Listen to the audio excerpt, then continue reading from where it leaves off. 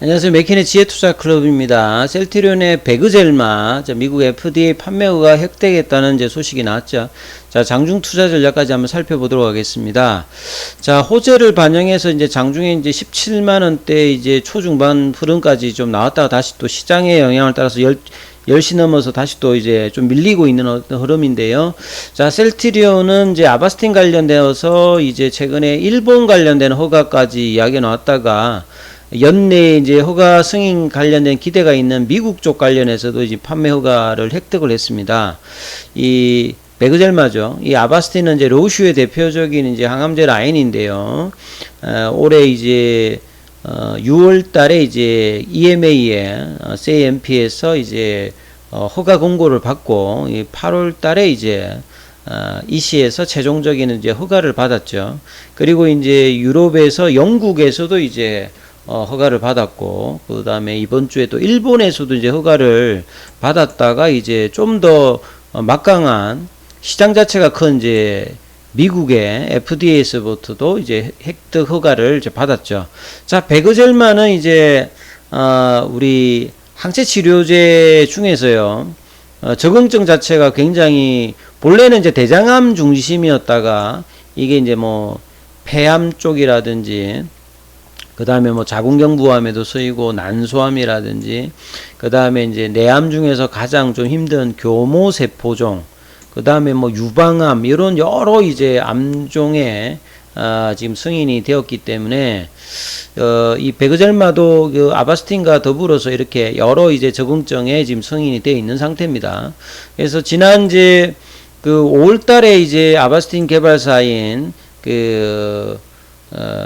로슈의 이제 그 로슈가 이제 제넨텍 관련된 부분을 인수했기 때문에 원개발사는 이제 제넨텍이라고 봐야 되겠죠.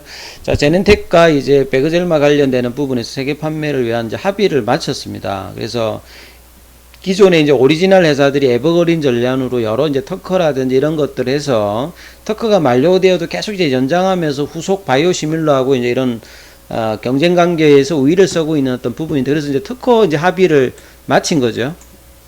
그래서 지난달부터는 이제 영국, 뭐 유럽, 일본 등 이런 이제 국가들의 이제 승인을 획득했고, 판매는 이제 뭐 글로벌 판매 쪽은 이제 헬스케어가 하니까 올해 내년 한 1000억대 정도의 어떤 매출 관련된 어떤 기대가 되고 있고, 최근에 이제 달러가 좀 올라가다 보니까 이 시장 규모 자체가 이제 기존에 한 8조에서 이제 9조까지 이렇게 좀 바뀌어 있습니다. 달러 자체가 가치가 지금 올라가다 보니까 원화를 환산했을 때 전체 시장 규모 자체도 좀 커지는 부분이고요. 그래서 베그젤마 쪽에서는 그 셀트리온이 원가 경쟁력을 앞서가지고 글로벌 시장에 빠르게 이제 안차시킬 형태고요. 기타 이제 그 스텔렐라라든지 아일리아라든지 후속 이제 자가 면역 질환과 암 말고도 여러 이제 인디케이션 확장을 통해서 이제 바이오시밀러 관련되는 부분 임상 허가도 계속 이제 회사가 차질 없이 진행하겠다, 이런 이야기들을 하고 있는 상태죠. 그리고 이제 아침에 이제 일찍이 나왔던 기사를 보게 되면 요런 어떤 가정을 할 수 있는 게, 셀트리온의 어떤 비즈니스 전략에서 가장 중요한 게 초기부터 그렇습니다만 초기는 셀트리온이 CMO 사업을 했죠. 그러니까 컨트랙트 이제 그 다른 어떤 계약인데, 어떤 계약이냐면 다른 회사의 어떤 바이오 의약품들을 대신 이 매뉴팩처링 해주는 어떤 이 계약을 맺어가지고 대행 생산을 해가지고 이제 넘겨주는 어떤 그런 사업이거든요. 요 사업을 해도 OP 마진이 상당히 높았습니다. 20-30% 정도를 유지를 해줬는데 이걸로 만족하지 못해가지고 2007년도 8년도에 이제 바이오시밀러의 만료가 오리지널 바이오 약품의 만료가 이제 임박해서 바이오시밀러가 이제 시장이 된다는 걸 알고 이제 개발을 시작했죠. 뭐 램시마라든지 뭐 호주마라든지 트룩시마를 이제 개발하면서 2013년도에 이제 승인을 받아서 그때부터 거의 지금까지 한 10년 동안의 바이오시밀러를 이 램시마, 호주마, 뭐 트룩시마, 그 다음에 램시마 SC, 그 다음에 최근에 뭐 유플라이마, 그 다음에 뭐 베그젤마, 이렇게 10여 년 동안에 이렇게 이제 승인과 개발을 통해서 유럽 시장과 미국 시장에서 선전을 하면서 이 매출대가 초기에 뭐 몇천억대에서 지금은 거의 2조대로 뭐 수십 배 정도 이제 매출액과 이제 영업이익 관련되는 부분이 올라왔죠. 그래서 돈을 벌어 가지고 다음 단계 바이오 시밀러에서도 이제 막강한 이제 뭐 유럽에서 어떤 시장 점유율, 미국에서도 선전하고 있는 이런 부분을 통해서 돈을 좀 캐시카우를 많이 만들어냈기 때문에 이걸 가지고 또 이제 바이오 신약 쪽 요쪽에 지금 이제 또 투자를 하는. 그래서 최종적으로는 이제 셀트리온이 종합 이제 제약 바이오 회사로 해서 케미칼도 하고 헬스케어도 하고 바이오 시밀러도 하고 바이오 신약도 하는 요런 회사를 좀 꿈꾸고 있는 거죠. 그래서 그런 기반이 되는 게 기존의 어떤 사업으로 자금을 확보해서 이런 어떤 흐름으로 가지고, 만약에 이제 사실 이런 것들이 안 된다면 끊임없이 보통 이제 유성증자나 이런 것들을 해야 되는 상황이지 않습니까? 근데 이제 셀트리온 같은 경우에는 자체적인 어떤 자금으로 개발하고 이런 어떤 진행들을 계속 이제 해오고 있다는 거죠. 이런 어떤 이제 선순환 구조 속에서 매출도 늘어나고 이 파이프라인도 늘어나면서 이제 수익성 관련되는 부분들도 높이는 어떤 전략을 하고 있죠.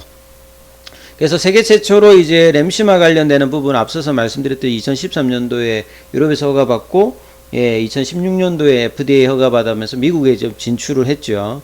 그래서 이제 셀트리온이 하는 이제 항체 치료제 같은 경우는 항체하고 이제 항원은 이제 그 특수적으로 이제 결합을 하잖아요. 그래서 병원이 어떤 항원에 딱 들어맞는 항체가 들어가서 항체에 여러 가지 기능이 있습니다. 그래서 이제 병원체 항원을 무력화시키는 항체로 이제 질병을 치료하는 부분이죠. 근데 한 가지 항원에만 결합하는 이제 단일 클론 항체를 그 인공적으로 이제 만드는 거죠. 만들어서 한 제품이 이제 자가 면역 질환에서는 램시마, 그다음 항암제 중에서도 있고요. 그다음에 최근에 이제 뭐 베그젤마 관련되는 부분들도 또 요 기사에도 나오지 않습니까?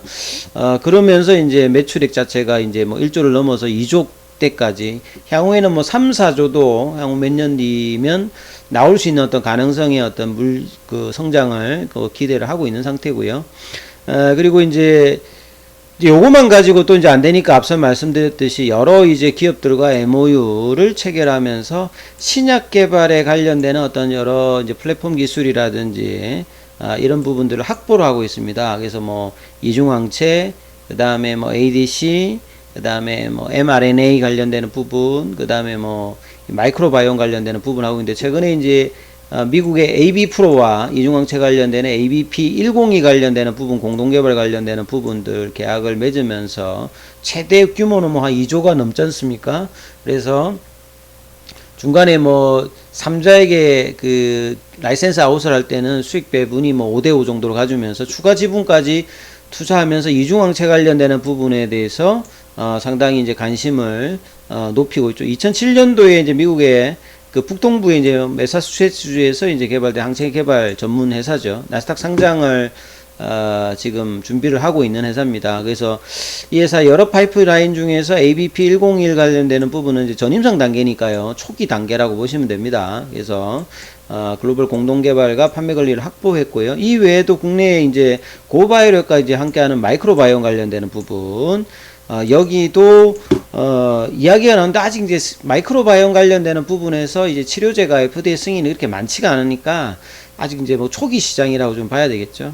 그 외에도 작년도에 이제 6월 달에 미래에셋과 같이 영국의 그 익수다에 530억 정도 투자를 했습니다. 여기 또 지분 투자를 하면서 기존의 항체를 확장시킬 수 있는 뭐 바이오베타의 개념으로 ADC까지도 플랫폼 기술을 확보하면서 이 신약 개발에 착수할 예정이고요. 그 다음에 코로나 때 이제 굉장히 핫했던 mRNA 관련해서 미국의 이제 바이오 테크놀로지와 계약 체결해서 이 mRNA 백신 플랫폼 개발을 또 착수한 상태라고 보여야 되겠죠. 그래서 셀트리온이 이렇게 여러 이제 새로운 생장 동력으로 신약 개발에 돌입할 수 있었던 것들도 이 바이오 시밀을 통해서 캐시카우가 확보가 되어 있는 상태가 그렇습니다. 그래서 셀트리온은 사실 이제 거의 그 글로벌 빅파마가 하는 수준의 R&D 비용을 투자하고 있습니다.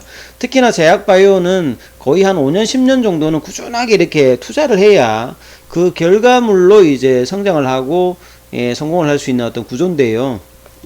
셀트리온은 돈을 벌어서 투자하고 지금도 이제 매출이 또 늘어났기 때문에 이런 어떤 R&D 비용 자체를 5년 이상 지금 매출의 20% 이상을 투여하고 있기 때문에 이 결과물로 미래 성장의 어떤 그 캐파라든지 이런 것들이 확장이 될 수 있는 수준이겠죠. 그래서 아직 결과물은 안 나옵니다만 이 ADC라든지 이중항체라든지 마이크로바이옴이라든지 mRNA 관련되는 부분들에 대해서 기대감을 가질 수 있는 부분이다, 이렇게 보셔야 되겠죠.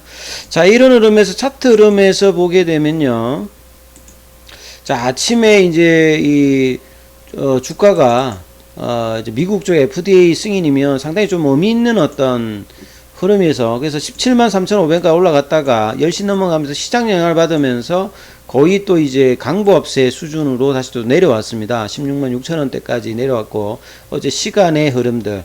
장중에 보시게 되면 셀트리온의 수급은 지금 이제 장중에는 프로그램 쪽으로 한 4만 주 정도 들어왔고, 최근에 이제 외국인하고 이제 기관들 쪽의 어떤 매수 흐름들은 있으면서 16만 원권에서는 지지 흐름을 보여주고 있으면서 오늘 좀 양봉이 좀 나올 만한 흐름인데, 또 좀 사실 아쉽게 시장 영향으로 지금 윗골이 있는 흐름들 나왔어요. 5장에 이제 이 흐름을 그래도 최소한 이제 음봉으로 바뀌지 않은 상태에서 유지를 하면서 좀 맞춰야 되겠죠. 그래서 이 16만 원권에서는 좀 이제 락바탄 흐름의 어떤 흐름들을 계속 지금 보여주고 있습니다. 근데 중요한 거는 이 지지라는 건 올라가야 이제 지지가 확인이 되는 거죠. 그래서 이제 올라가는 양봉이 제대로 쓰면서 21선 회복을 이 시장 상황에서 해줄 수 있느냐, 이런 것들이 상당히 뭐 중요한 부분들인데요. 수급의 어떤 흐름들은 일단 오전장에는 좀 견조했는데, 오전까지 이런 흐름이 이어지면서 17만원대 회복에 대한 어떤 기대감이 이어지는지 이 부분 확인하면서 투자 대응 전략 삼으셔야 될 것 같습니다. 여기까지 하겠습니다.